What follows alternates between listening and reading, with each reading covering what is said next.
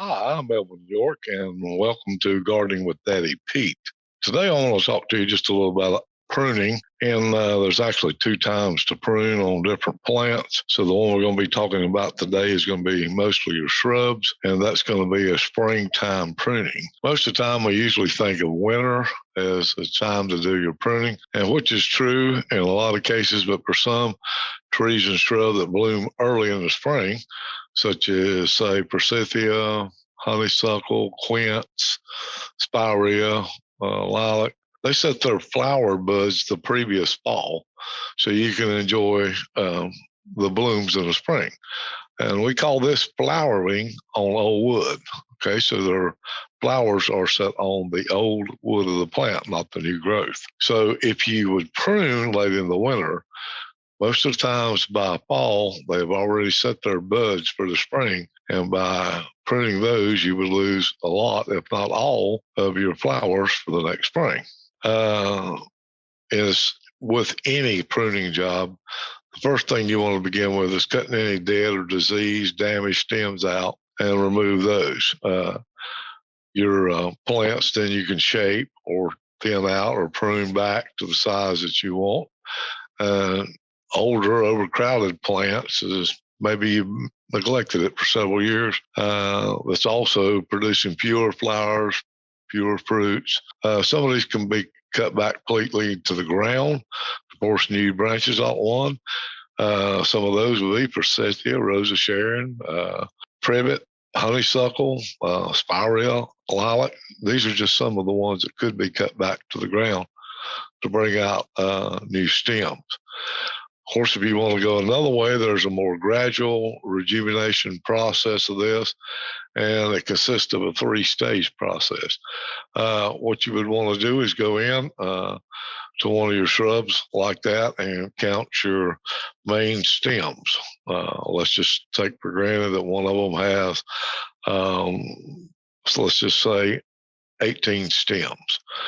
The first year you want to remove 1/3 of the oldest and the largest diameter. In other words, you'd want to remove 6 of the largest stems completely back to the ground. Okay. Now, here's the thing about that. You took 1/3 off. We never want to go over 1/3 on our pruning. Okay.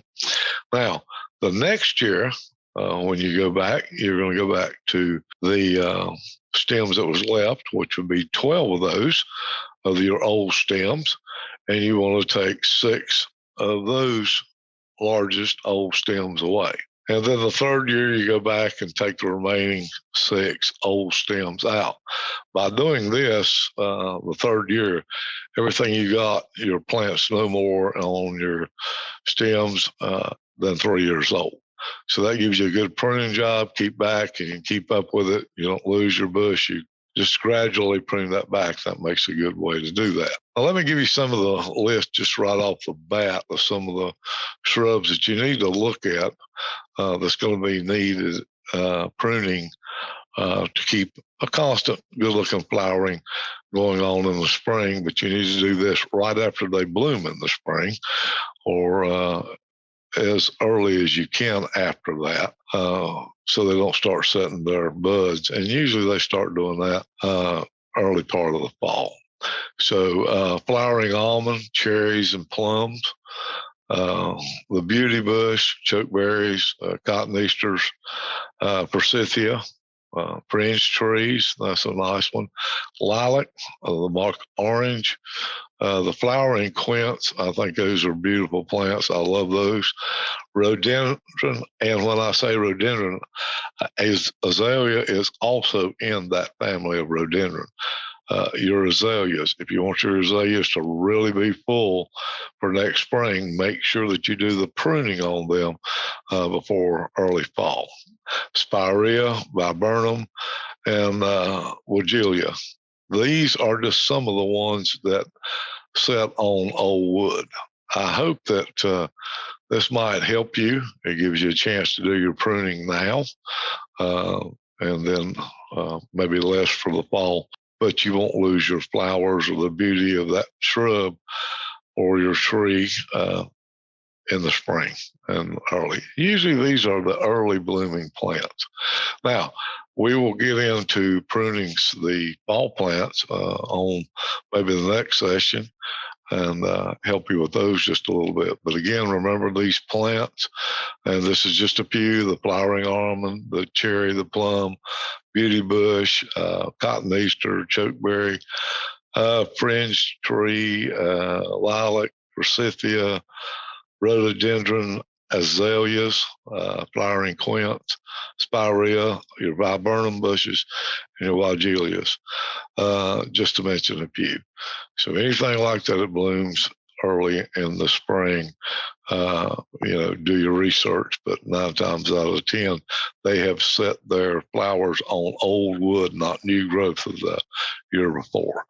So that's what we'd like to see you do, is to do your pruning then, so that you don't lose those flowers. Okay. Well, if you get a chance, we'd love for you to check out our webpage, daddypeach.com.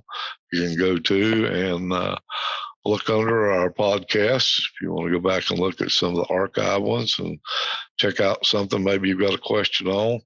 The answer may be there. If not, we do have a place that we'd love to hear your questions. Shoot them in and we'll get them on here, try to answer those for you. Also, while you're on the page, you can look for our free email. We do have a free monthly email that comes out. Love for y'all to have that.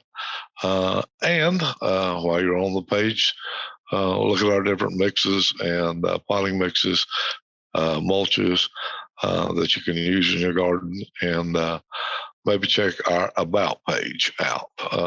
We've been hanging around since 1907, and we'd love for you to kind of check out the history of Daddy Pete. Well, until next time, this is Melvin York, and this is Gardening with Daddy Pete.